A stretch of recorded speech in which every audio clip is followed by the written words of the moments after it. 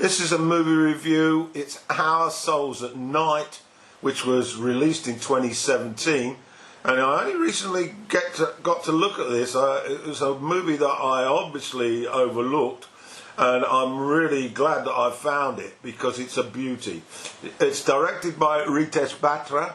The writing credit, screenplays by Scott Neustadter and Michael H. Weber, from a novel by Kent Haruf. Now, in the cast, we have Robert Redford playing Louis Walters.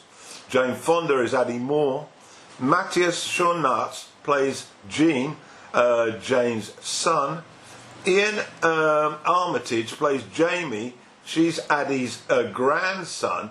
And you might recall him. He was in a highly gifted performance in a really good series called Big Little Lies, where he starred with a number of top-notch American actresses, including Nicole Kidman and Laura Dern. So he's worth watching. His performance in this movie is excellent. Judy Greer plays Holly, Lewis's daughter, and then a pack of friends of Lewis's, sort of people that he meets occasionally. Bruce Dern, Dorian Becker. We've got John C. Ashton, who plays old Rudy, and Randy Moore plays Charlie. So there we have the cast.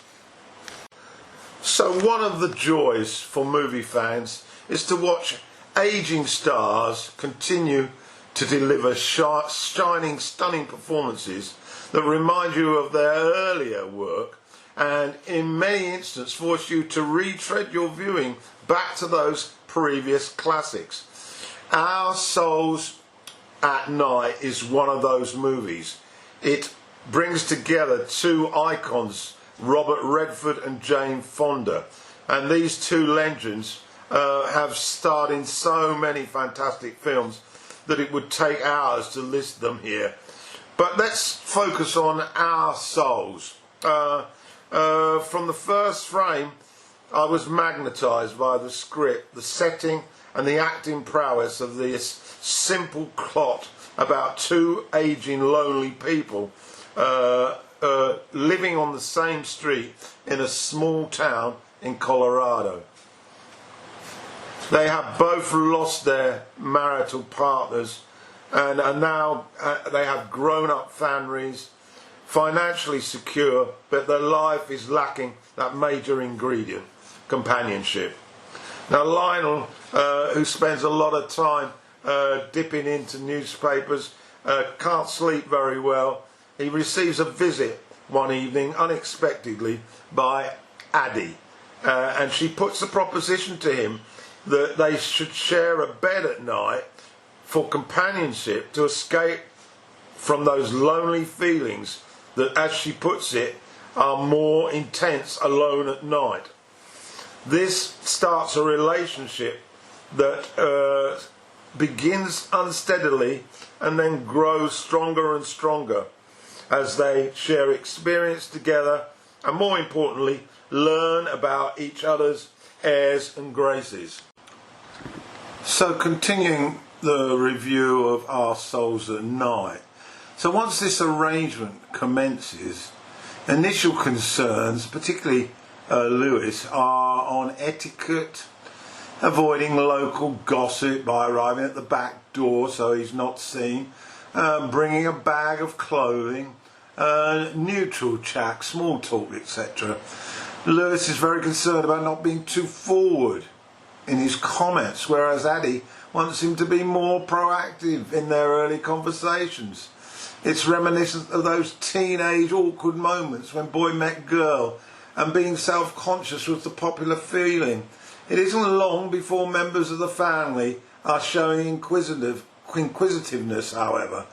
Lewis's daughter ringing one night when he's at Addie's, and alarmed that he wasn't there, Lewis is forced to tell a white lie not ready to explain what is going on.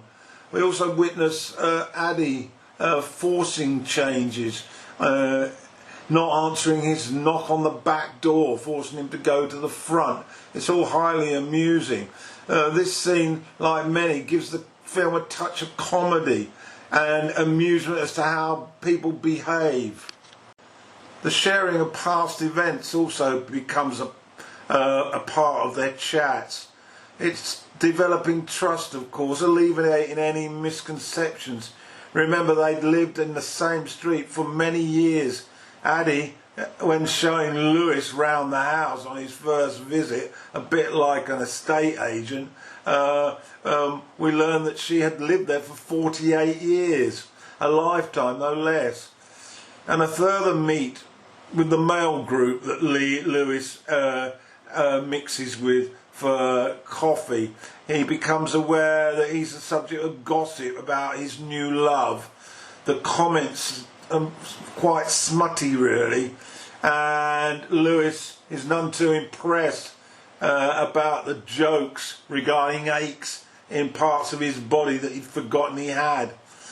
Eventually, Lewis's confidence, though, returns with Addy, and he adopts a couldn't care less attitude to the gossip.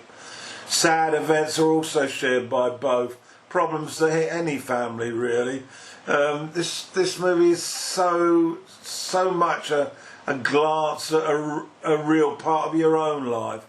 The movie then moves into a new challenge when Addy takes care of her grandson, following her son and daughter-in-law having some marital issues.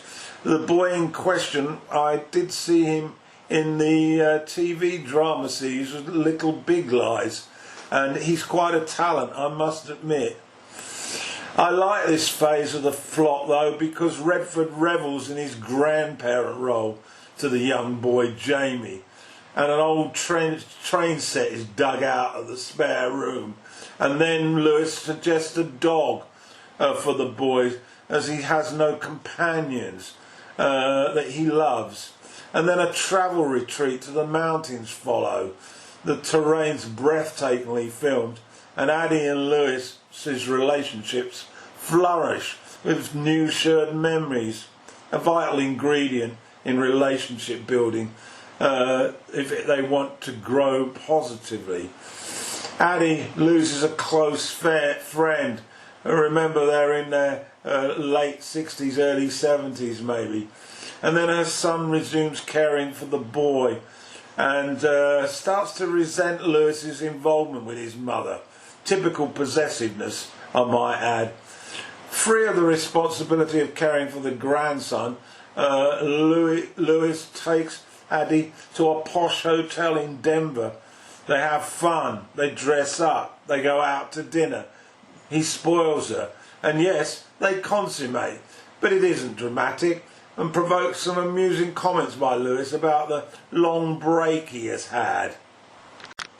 What I really liked about this script was that other important family members didn't clutter the movie with an avalanche of problems.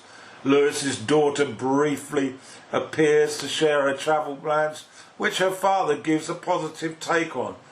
Addy, with ease, slots into the mother-in-law role. But following a fall, Addy chooses to convalesce at her son's home, and she can also take care of her grandson. And this is a sure test of their friendship, surviving, being separated in different towns. But in the final frames, we get hope that technology will enable this friendship to survive. Good old Skype. It's a wonderfully nourishing film, particularly for an older generation like myself, who may feel time is passing them by. The two leads are adorable, and more importantly, believable and real with their doubts, insecurities and loyalties. Get to watch it. And there's a nice soundtrack as well, of sort of country southern style American music.